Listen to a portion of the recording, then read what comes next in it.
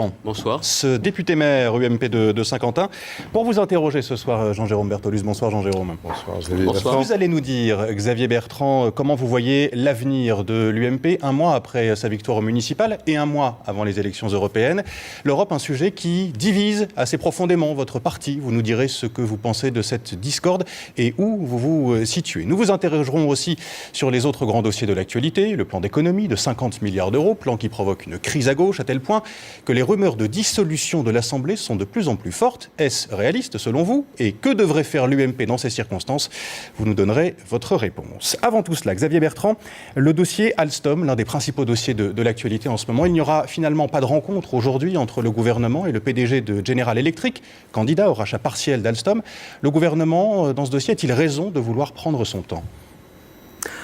Déjà, c'est un gouvernement qui est complètement décalé par rapport au dossier industriel et économique. Parce que je pense que pendant des semaines, ils ont été tellement obsédés à Bercy pour savoir qui récupérerait telle compétence, à s'occuper de leur précaré ministériel, qu'ils n'ont rien regardé des dossiers économiques en cours. Moi, ce qui m'intéresse avant tout dans ce dossier, c'est la stratégie industrielle et l'emploi. Voilà pourquoi, avant de savoir si M. Montebourg a raison ou pas de décaler son rendez-vous, ça ne m'intéresse pas. Qu'est-ce qui est le mieux pour l'avenir d'Alstom et pour les salariés? L'État est sorti du capital d'Alstom en 2006 après avoir aidé à son redressement. Vous étiez au gouvernement alors en 2006. Était-ce une erreur de sortir du capital? Je pense que, attendez, n'oublions pas qu'il y a eu une prise de participation dans le capital, je crois que c'est en 2004, pour sauver Alstom et d'éviter à l'époque le mariage avec Siemens qui n'était pas la meilleure solution, et on a eu raison de le faire à l'époque, et ensuite seulement parce que c'était temporaire, on est sorti du capital. C'est bien ça l'histoire. C'est bien ça l'histoire. Mais du coup, aujourd'hui, l'État a quasiment aucune marge de manœuvre. Mais attendez, la vraie question, c'est est-ce que l'État doit intervenir dans certains cas? Oui, je crois au rôle de l'État. Est-ce que l'État doit intervenir tout le temps et partout? Je n'en suis pas sûr, surtout quand l'État n'en a pas forcément les moyens, ni politiques, ni juridiques, ni même financiers. Maintenant, la seule question qui se pose aujourd'hui par rapport à ce dossier, rentrons dans le vif du sujet, est-ce qu'il y a aujourd'hui une meilleure offre, une meilleure solution pour Alstom que General Electric? Et votre réponse? Alors, votre réponse? Je n'en suis pas sûr. Je n'en suis pas sûr. Et je pense que l'offre qui est faite est une offre qu'on peut qualifier de complémentaire, General Electric par rapport à Alstom, mais que l'offre de Siemens, c'est une offre qui semble quand même concurrente. Et en 2004, quand on pense que si Siemens rachète, ce n'est pas une bonne solution, je ne suis pas sûr que même 10 ans après, on puisse faire une analyse différente. Donc ce soir, Xavier Bertrand, vous nous dites, oui, General Electric, l'américain, eh bien c'est une meilleure solution que Siemens, l'allemand. Ça veut dire que, vous l'avez dit en votre temps, le gouvernement actuel l'a dit, l'Europe de l'énergie franco-allemande, ça n'est pas forcément la solution aujourd'hui. Ah bah attendez, on regarde bien d'ailleurs que sur la question des difficultés aujourd'hui d'Alstom, sur notamment l'entretien des centrales thermiques, quelle est la difficulté d'Alstom? C'est une difficulté qui est due aussi au ralentissement, au changement, à la transition énergétique voulue notamment par les Allemands.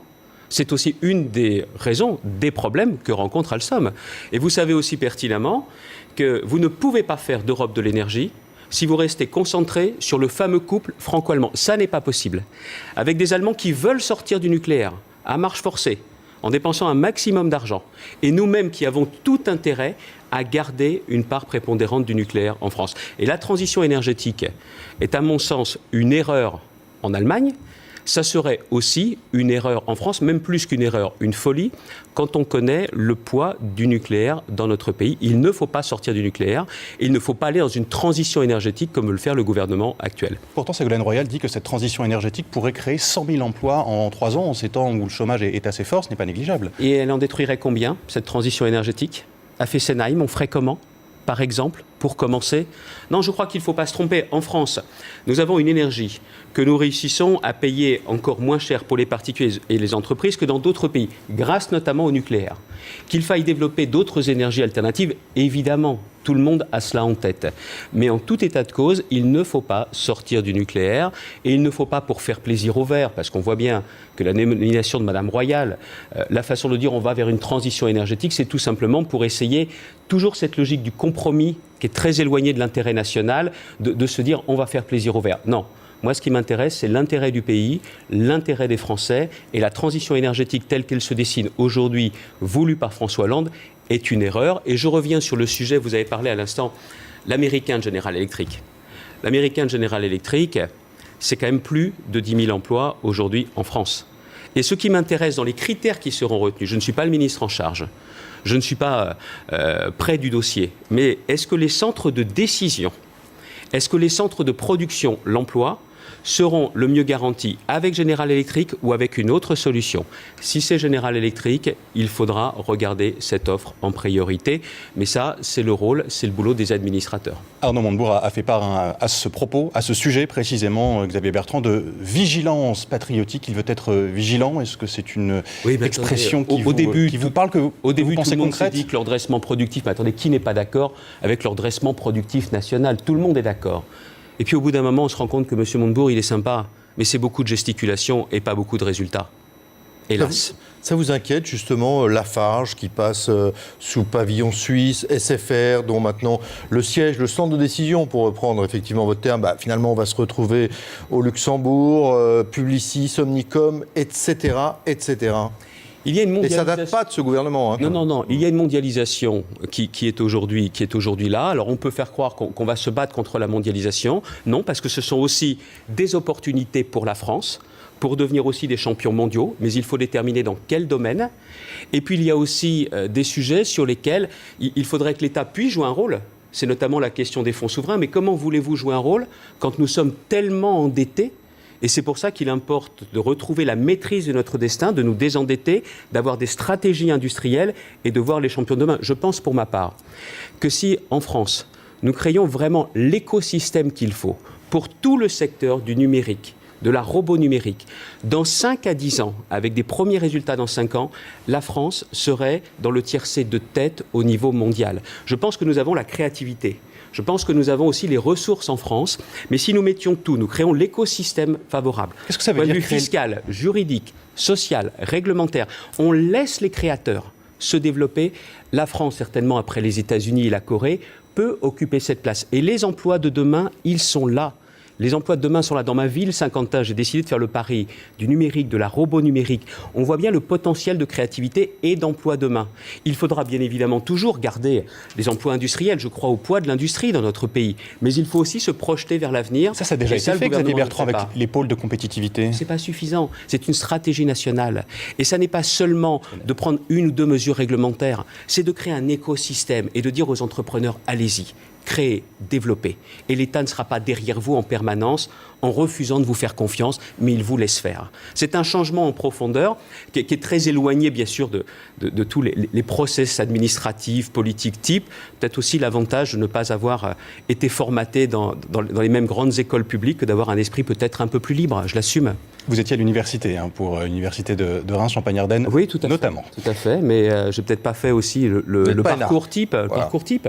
Et je pense qu'il faut être à la recherche de la créativité. Et je crois en plus que l'avenir de la France passera beaucoup plus par les territoires que dans notre système jacobin. Je pense que tout ça est en train de mourir, mais il serait temps aussi que chacun se rende compte. Moi, je ne veux pas faire cette erreur d'analyse. Je pense qu'il faut bien comprendre quelle est cette France des territoires qui est en train justement de permettre le renouveau de notre pays. À propos des territoires, justement, une réforme a été lancée par le Premier ministre dans son discours de politique générale. André Valigny, le secrétaire d'État chargé de ce dossier de la réforme territoriale, en a parlé hier. Il veut une 12aine de régions dans les années qui viennent. Est-ce que c'est un chiffre qui vous convient et une réforme à laquelle vous souscrivez?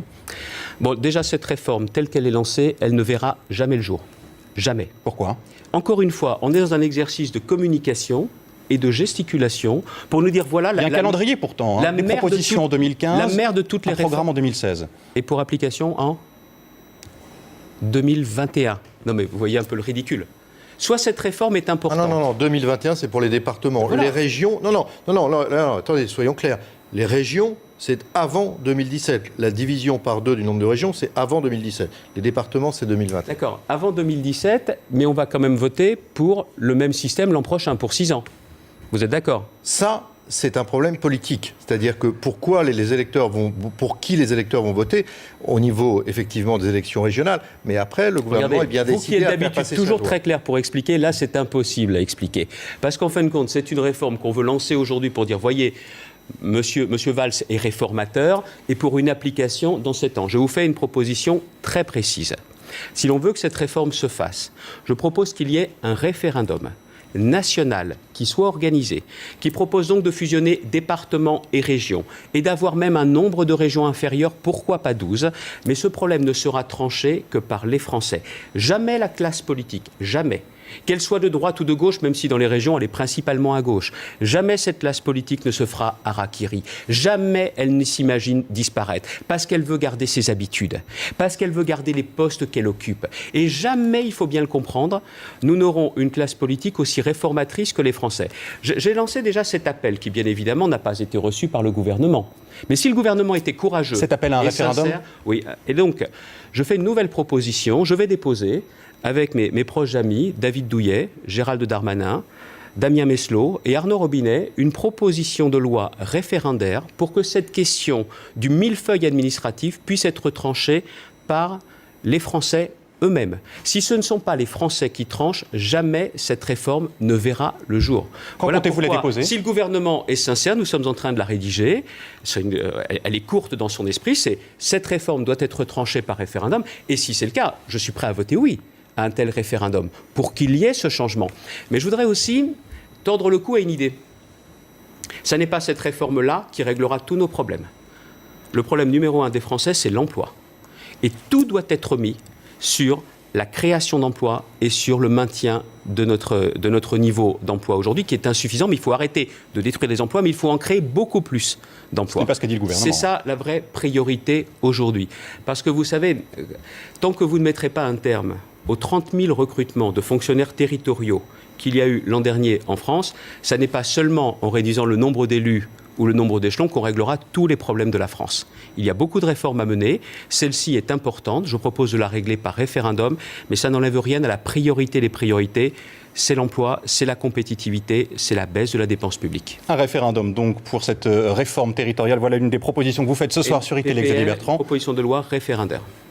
Autre temps fort dans les jours qui viennent, ce sera la semaine prochaine, mardi, le vote consultatif des députés sur le plan d'économie du gouvernement, 50 milliards d'euros d'ici 2017.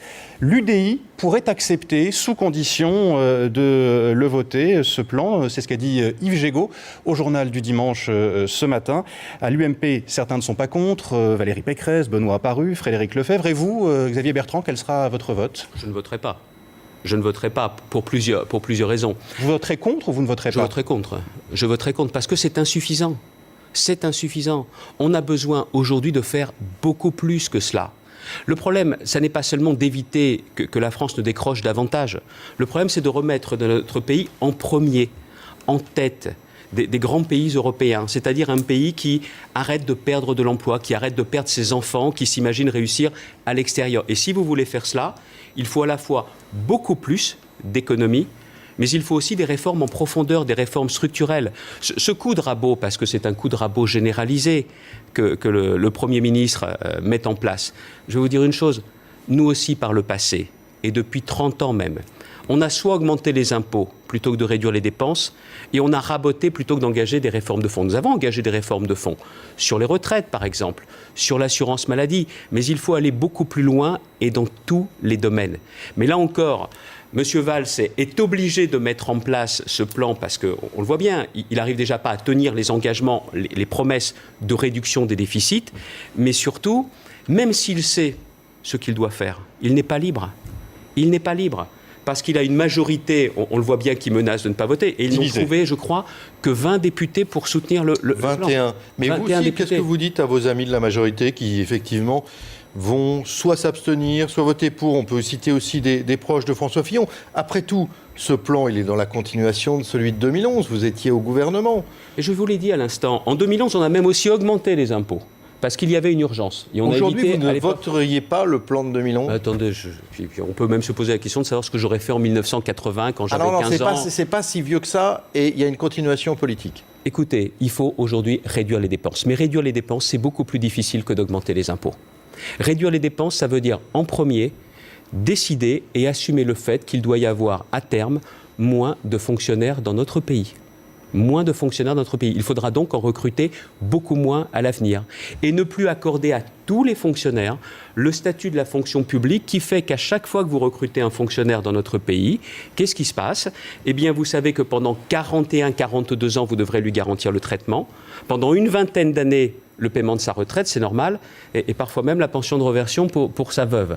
Vous ne pouvez plus fonctionner comme ça. Comme vous ne pourrez pas garantir à terme la prise en compte des 6 derniers mois pour le calcul de la retraite, mais en contrepartie pour les fonctionnaires. Mais ça, c'est ce que dit le gouvernement aussi. Non, il ne le dit pas, il le fait pas. De l'UDI, qu'est-ce que vous dites à vos amis de l'UMP qui sont un peu interrogatifs ? Écoutez, un parti politique, ce n'est pas un régiment.